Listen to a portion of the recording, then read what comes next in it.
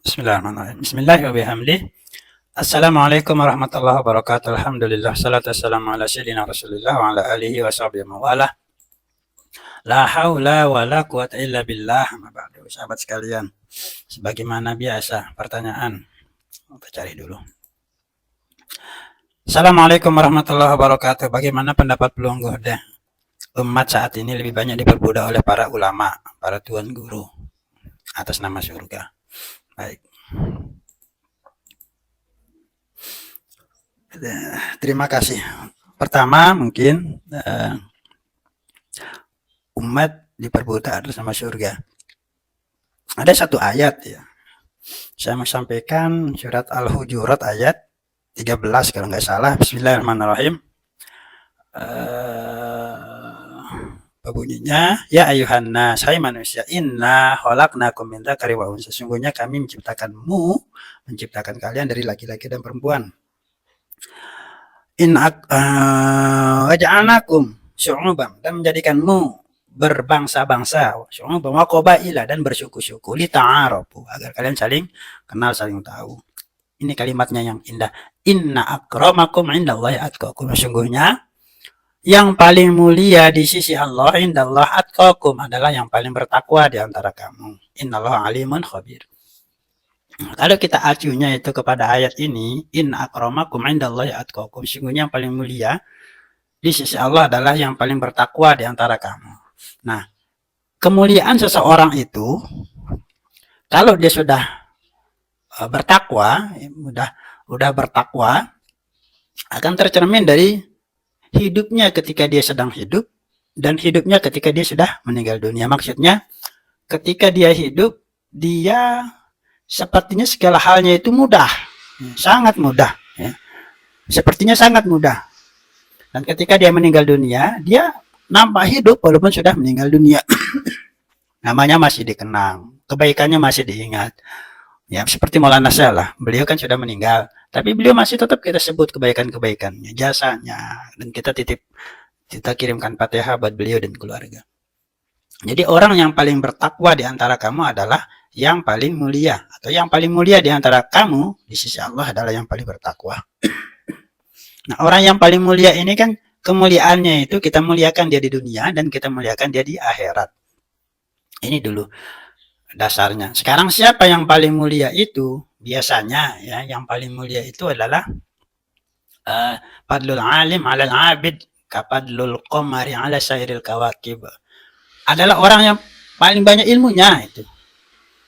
Jadi orang yang mulia itu biasanya dibawa oleh latar pendidikannya. Semakin tinggi pendidikan seseorang kan semakin dia kayak merunduk seperti padi, tetapi merunduknya itu membuat dia semakin tawadhu, semakin bertakwa, semakin takut kepada Allah Subhanahu wa taala. Ketakutannya itulah yang membuat kita semakin menghormatinya, memuliakannya. Makanya tadi saya bilang dia tetap mulia di dunia dan dia tetap mulia ketika dia sudah meninggalkan dunia ini. Nah, siapa oknumnya? Siapa orang yang paling mulia di dunia dan di akhir di ketika meninggal dunia? Yang ilmunya tinggi. Ya, seperti Maulana Syekh lah. Maulana Syekh ketika kita sebut misalnya ketika kita dengarkan tausiah beliau, semua kita khusyuk mendengarkan, seperti terhipnotis untuk berbuat kebaikan.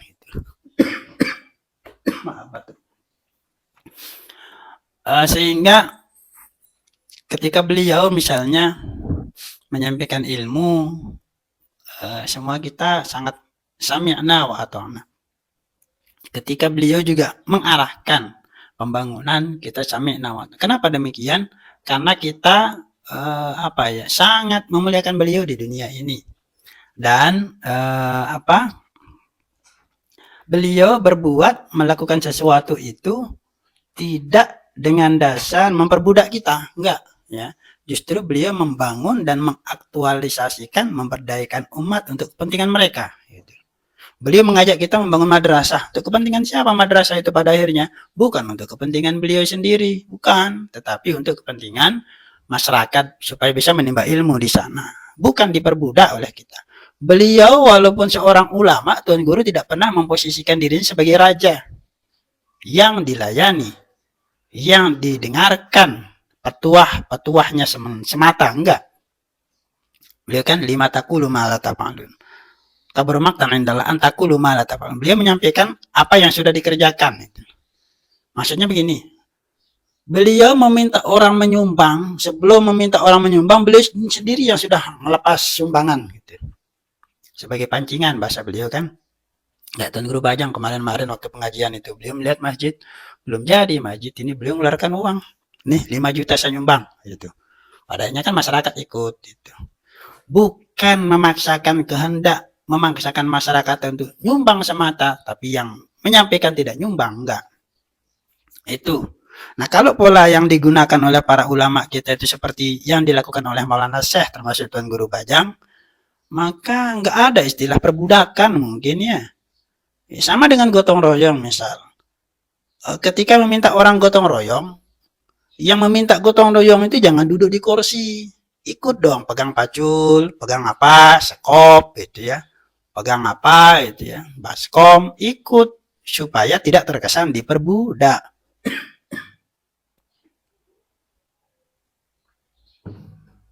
Kita saat ini mungkin ada beberapa lah ya. Pembangunan madrasah misal. Gotong royong pembangunan madrasah. Pimpinan madrasahnya nggak ada di lokasi gotong royong. Pimpinan madrasahnya malah Anda tahu siapakah duduk, apakah nonton. Yang harusnya itu adalah ketika minta orang gotong royong, nah yang minta gotong royong itu udah pegang pacul, pegang skop gitu. Ikut serta supaya tidak ada diskriminasi antara yang meminta dengan yang diminta gitu. Kan kerja apa namanya gotong royong kan, jangan masyarakat aja yang disuruh gotong royong, yang menyuruh pun ikut dong gotong royong gitu. Kalau alasannya berbagi, enggak, ini bukan soal berbagi, supaya tidak terkesan masyarakat diperbudak ya.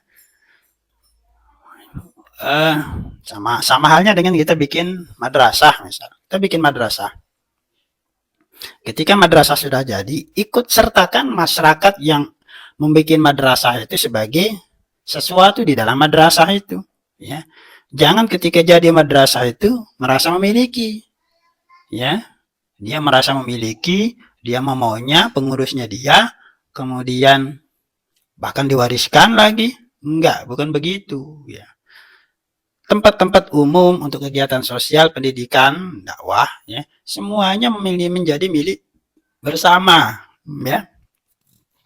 Ya, saya berdoa semoga kita semua terhindarlah dari hal-hal seperti itu. Kan Maulana saya sendiri sering menyampaikan bahwa ini sesuatu, ini lahan untuk pengembangan umat, dan beliau tidak pernah merasa memiliki bahwa sesuatu itu menjadi milik pribadi, enggak, sehingga tidak perlu diwariskan gitu. Enggak. Paham maksudnya? Akan terkesan diperbudak kalau misalnya yang meminta tidak ikut serta terlibat dalam kegiatan itu. Kegiatan apa? Ya kegiatan sumbangan misalnya. Jamaah sekalian, insya Allah kita akan membangun madrasah. Maka dengan demikian kami mengajak jamaah sekalian ikut berpartisipasi menyumbang baik dalam bentuk moral maupun material, kata kita kan biasanya. Nah, ketika menyampaikan itu, kemudian dibaca list daftar penyumbangnya. Alhamdulillah sudah menyumbang atas nama misalnya saya, misalnya saudara Badrul Wajdi menyumbang 1 juta rupiah. Kemudian saudari ini, saudari itu, saudari ini, saudari itu. Nah, kalau semua sudah disampaikan dan yang mengajak juga ikut nyumbang, kan jamaah senang jadinya. Gotong royong dalam hal nyumbang, gotong royong juga dalam hal membangunnya gitu. Ikut serta mengeluarkan jasa maksud saya.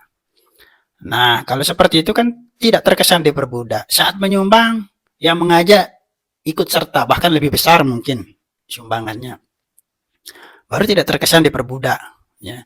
Sama misalnya gotong royong untuk jasa ngerongkang gitu ya. Jamaah sekalian, insya Allah besok kita akan melaksanakan perongkangan. Kami berharap jamaah sekalian bisa hadir di lokasi perongkangan gitu. Nah, jam 8 insya Allah kita akan merongkang besok pagi. Nah besoknya, saat sebelum jam 8, sebelum masyarakat sudah datang, penampilan yang mengajak itu, entah dia tuan guru atau apa, seperti orang yang siap kerja. Bukan pakai sepatu, bukan rapi, pakai baju apa gitu ya. Udah siap kerja dan pegang pacul, pegang sekop, pegang melinggis. Gitu. Sehingga jamaah yang datang itu antusias dia. Ikut serta bersama-sama itu. Itu maka tidak akan terkesan diperbudak. Ya, semoga dipahami ya maksud saya ya. Kenapa terkesan diperbudak saat ini? Ya karena yang mengajar tidak ikut serta. Gitu. Yang bekerja pada akhirnya masyarakat saja. Yang mengajak entah dia tuan guru, entah dia ustadz, atau entah dia pemimpin, tidak ikut serta kerja, makanya terkesanlah diperbudak itu. Ya, dalam perongkangan maupun dalam bentuk sumbangan. Kalau dalam bentuk sumbangan yang mengajak juga ikut serta nyumbang dengan lebih besar lagi, masyarakat ikut serta, maka tidak terkesan diperbudak. Pada saat ngerongkang misalnya, yang mengajak lebih aktif, lebih lelah daripada yang diajak, itu tidak akan terkesan diperbudak. Itu adik ya, mudah-mudahan dipahami ya. Kalau misalnya tidak seperti itu, ya wajarlah kita mengatakannya masyarakat diperbudak, nyumbang terus, sementara yang punya pondok tidak pernah ikut nyumbang itu. Masyarakat diperbudak, disuruh kerja terus, padahal yang punya pondok tidak ikut kerja. Nah kalau seperti itu, ya silahkan Anda cap masyarakat diperbudak oleh ulama. Jangan jadikan ulama itu sebagai raja ya, tapi kalau Anda jadikan ulama itu sebagai khalifah, ya tidak jadi masalah. Khalifah kan pikirannya bagaimana memakmurkan, menjayakan umat. Kalau raja biasanya bagaimana dia menjaga dirinya dan keluarganya dari api neraka gitu. Wa ahlikum naro katanya kan di dalam. Jadi semoga dipahami ya. Kapan ulama akan kita anggap sebagai raja? Apabila dia tidak ikut serta aktif dalam hal menyumbang maupun dalam hal gotong royong. Tapi kalau dia sudah ikut serta dalam hal nyumbang maupun gotong royong, maka dia tidak kita anggap sebagai, masyarakat tidak dianggap sebagai yang diperbudak oleh ulama. Demikian, tapi dasarnya itu ya, innallah inna akramakum indallahi atqakum. Belum tentu ulama itu lebih bertakwa daripada Anda yang masyarakat biasa. Belum tentu. Ya. Yang paling pokok di antara kita itu seperti bahasanya Maulana Syekh, istiqomah khairum min alfi karomah. Yang penting istiqomah saja, insya Allah kita akan karomah. Ya. Karomah, datang kemuliaan pada akhirnya dalam diri kita. Itu. Ya, misalnya sholat wajib istiqomahkan berjamaah misalnya. Insya Allah kalau itu kita pelihara, insya Allah karomah itu datang dengan sendirinya. Wallahu a'lam, wallahu muwaffiq wal hadi ila sabilir rasyad. Assalamualaikum warahmatullahi wabarakatuh.